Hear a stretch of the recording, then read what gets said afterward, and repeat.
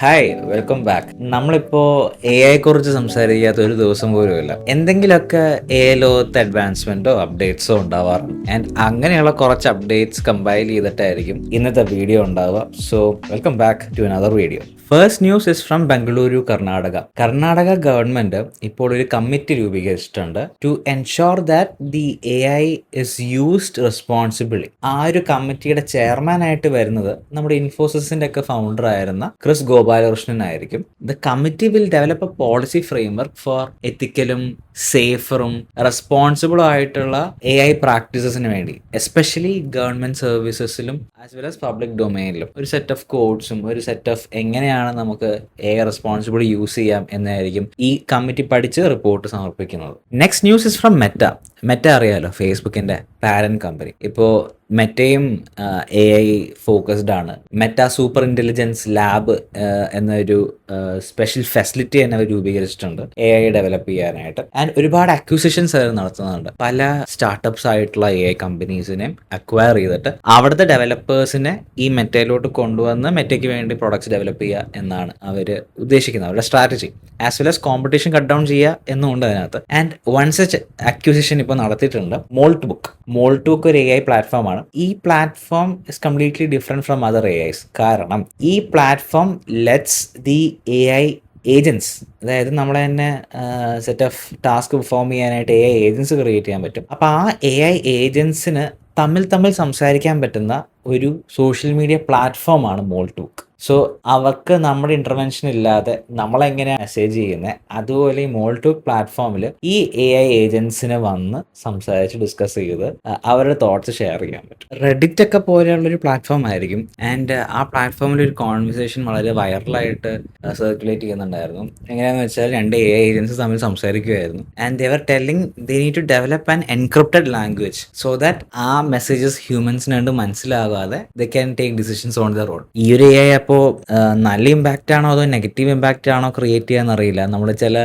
സിനിമകളൊക്കെ കണ്ടിട്ടില്ലേ, റോബോട്ട്സ് എല്ലാവരും കൂടെ ഒന്നിച്ച് മനുഷ്യനെ കൊല്ലാൻ വരുന്ന പോലെ. അതുപോലെ എ ഏജൻസി ഇതിൽ കമ്മ്യൂണിക്കേറ്റ് ചെയ്ത് അങ്ങനെ എന്തെങ്കിലും ചെയ്യാൻ പറ്റുമോ എനിക്കറിയില്ല. ബട്ട് സ്റ്റിൽ ആ ഒരു പ്ലാറ്റ്ഫോം ഇപ്പോൾ മെറ്റ അക്വയർ ചെയ്തിട്ടുണ്ട്. കോഴിക്കോടൻ ഹൽവ അല്ലെങ്കിൽ ഹൽവ എന്ന ഒരു കൊമോഡിറ്റിയെ ബ്രാൻഡാക്കി മാറ്റിയ ഒരു സ്ഥാപനമാണ് അല്ലെങ്കിൽ ഒരു സ്റ്റാർട്ടപ്പാണ് ഫുൾവ. കാലിക്കറ്റിലെ 4-5 പയ്യന്മാര് കൂടി സ്റ്റാർട്ട് ചെയ്തതാണ്. വളരെ ഹംബിൾ ബിഗിനിങ് ആയിട്ട് ഒരു 24 അസോർട്ട്മെന്റ് ഓഫ് ഹലുവ ബോക്സസ് മാർക്കറ്റിൽ ഇറക്കിയ ഒരു വെഞ്ചറാണ്. അതിലേക്ക് ഇപ്പോൾ ബോട്ടിന്റെ സ്ഥാപകനും ഷാർക്ക് ടാങ്ക് ഇന്ത്യയിലെ ജഡ്ജും ഒക്കെ ആയിട്ടുള്ള അമൻ ഗുപ്ത ഇപ്പോൾ ഒരു ഫണ്ടിങ് നടത്തിയിട്ടുണ്ട്, which is a big thing. നമ്മളെപ്പോലെ കേരളത്തിൽ ആസ്പയറിംഗ് ആയിട്ടുള്ള സ്റ്റാർട്ടപ്പുകൾക്കും വലിയൊരു മോട്ടിവേഷൻ ആണ് അമൻ ഗുപ്തയുടെ ഈ ഇൻവെസ്റ്റ്മെന്റ്. പുള്ളിയുടെ വെഞ്ചർ കമ്പനി ആയിട്ടുള്ള സെയിൽ ത്രൂ വെഞ്ചേഴ്സ് വഴിയാണ് ഇൻവെസ്റ്റ് ചെയ്തിരിക്കുന്നത്. അമൻ ഗുപ്ത വിശ്വസിക്കുന്നത് ഇതുപോലത്തെ കോൺഫെക്ഷണറി ബ്രാൻഡ്സിന് ഇനിയും സ്കോപ്പ് ഉണ്ടെന്നാണ്. കാരണം നമ്മുടെ ഇന്ത്യ മുഴുവൻ നോക്കുവാണെങ്കിൽ തന്നെ ഓരോ റീജിയനിലും തനതായ എന്തെങ്കിലും ഒരു ഡെലിക്കസി സ്വീറ്റ് ഉണ്ടാവും. ഇപ്പോഴും നിങ്ങൾക്ക് അത് ടാപ്പ് ചെയ്യാനുള്ള ഓപ്പർച്യൂണിറ്റി ഉണ്ട്. Fulva is the best example for that. ഇപ്പൊ നമ്മുടെ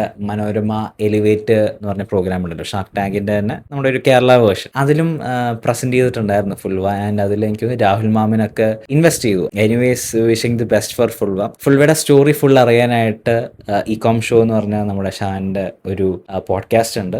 അപ്പൊ അതില് ഫുൾ സ്റ്റോറി അവർ പറയുന്നുണ്ട്. ഹൗ ദേ സ്റ്റാർട്ടഡ്, എങ്ങനെയാണ് ഐഡിയ ടാപ്പിൻ ചെയ്തത്, എങ്ങനെയാണ് ബ്രാൻഡിങ് ചെയ്തത്. ചെറിയൊരു കോൺസെപ്റ്റ് ആയിട്ട് സ്റ്റാർട്ട് ചെയ്തതാണ്. ബട്ട് ഇപ്പോൾ ഒരു 50,000 മേളിൽ കസ്റ്റമേഴ്സിനെ അവർ സെർവ് ചെയ്തിട്ടുണ്ട് across 15 countries and ഒരു 6 to 10 crores റവന്യൂ റൺ റേറ്റിലാണ് അവർ ഓടുന്നത്. So wishing the best for Fulva and team. Next news is regarding upGrad. കഴിഞ്ഞ ആഴ്ച നമ്മൾ അപ്ഗ്രേഡിന്റെ ന്യൂസ് ചെയ്തിട്ടുണ്ടായിരുന്നു. ഇന്റേൺശാല അക്വയർ ചെയ്തതായിരുന്നു news. But still upGrad is on the news for another acquisition. UpGrad ഇപ്പോൾ അക്കാഡമിയെ അക്വയർ ചെയ്യാണ്. Academy one of the leading test preparation competitive എക്സാംസിന് വേണ്ടിയുള്ള പ്ലാറ്റ്ഫോം ആയിരുന്നു അക്കാഡമി. ബട്ട് വർഷങ്ങളായി അവര് കടുത്ത ലോസിലാണ് പോയിക്കൊണ്ടിരുന്നത്. ഒരു സമയത്ത് നല്ലൊരു വാല്യുവേഷൻ ഉള്ള കമ്പനി ആയിരുന്നു. ആ സമയത്തും അപ്ഗ്രേഡ് അക്വയർ ചെയ്യാൻ നോക്കി, പക്ഷെ ഇപ്പോഴാണ് അത് സാധിച്ചത്. ക്യാഷ് ഡീൽ അല്ല, ഷെയർസ് സ്റ്റോക്ക് സ്വാപ്പ് ആണ്. അതായത് അക്കാഡമിയിലെ ഫൗണ്ടേഴ്സിന് അപ്ഗ്രേഡിലെ കുറച്ച് ഷെയർ കിട്ടും ആൻഡ് അപ്ഗ്രേഡിന് അക്കാഡമിയുടെ 100% സ്റ്റേക്ക് കിട്ടും. ആ ഒരു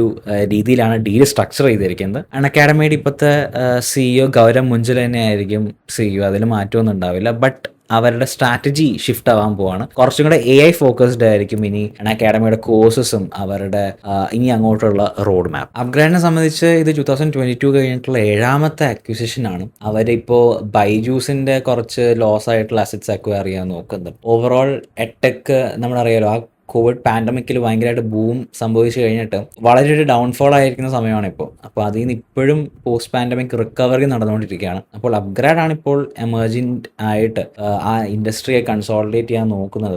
ലാസ്റ്റ് വീക്ക് ആസ് എല്ലാ വർഷവും ഉള്ള പോലെ ഓസ്കാർസ് പ്രഖ്യാപിച്ചിരുന്നു. വൺ ബാറ്റിൽ ആഫ്റ്റർ അനദർ ആണ് ബെസ്റ്റ് പിക്ചർ നേടിയത്. പിന്നെ for the first time in Oscar history ഒരു വിമൻ സിനിമാറ്റോഗ്രാഫറിന് ബെസ്റ്റ് സിനിമാറ്റോഗ്രാഫർ അവാർഡ് കിട്ടി. For the first time best original song കാറ്റഗറിയിൽ K-pop ഹണ്ടേഴ്സ് എന്ന് പറഞ്ഞ സിനിമയിൽ ഗോൾഡൻ എന്ന് പറഞ്ഞ മ്യൂസിക്കിന് അവാർഡ് കിട്ടി. And that is the first K-pop song to get an Oscar award. ഇന്ന് നമുക്കൊരു പുതിയ സെഗ്മെന്റും കൂടെ നോക്കാം, ഇൻഫോഗ്രാഫിക് ഫോർ ദ ഡേ. ഇച്ചിരി കൺസേണിംഗ് ആയിട്ടുള്ള ഒരു ഡേറ്റ ആണ്, അല്ലെങ്കിൽ ഇൻഫോഗ്രാഫിക് ആണ്. AI കാരണം മേജർ ടെക് കമ്പനീസിൽ മാസീവ് ലേ ഓഫ്സ് നടക്കുകയാണ്.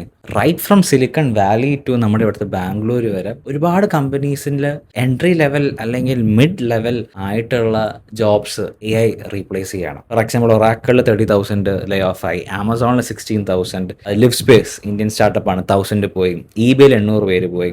സോ നമ്മൾ മാറി ചിന്തിക്കേണ്ട സമയമായി തുടങ്ങി. എക്സ്പേർട്സ് പറയുന്നത് blue collar is going to be the next white collar എന്നാണ്. കാരണം ബ്ലൂ കോളർ ജോബ്സിലുള്ളവരുടെ ആ സ്കിൽസ് ഇപ്പോഴും AIക്ക് റീപ്ലേസ് ചെയ്യാൻ വളരെ പാടാണ്, ബുദ്ധിമുട്ടാണ്. അല്ലെങ്കിൽ റിലേഷൻഷിപ്പ് ഓറിയന്റഡ് സ്കിൽസ്. സോ ഈ സെക്ടേഴ്സിൽ വർക്ക് ചെയ്യുന്നവർ പതുക്കെ അതിലേക്കും ഡെവലപ്പ് ചെയ്യാൻ നോക്കണം.